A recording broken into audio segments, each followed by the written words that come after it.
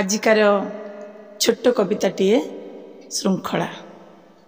श्रृंखला ज्ञान को शिखई शिखई होई गली मुही बुढ़ी हेले के जानी कहीं बुझी न पारती आज नुआ पीढ़ी शिष्टता और संयमता कला करे जे जीवने ध्येय सुमनीष दिने हुए से संसारे एथिरे नाही संशय अल्प कहवा अधिक शुणा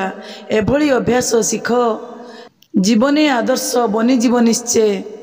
एक को मन रख सत् उपदेश सदा मस्तिष्क पुंजी करी रखी थिबो बेल अबेल से मोघ अस्त्र जीवन रे लोड़ा हेब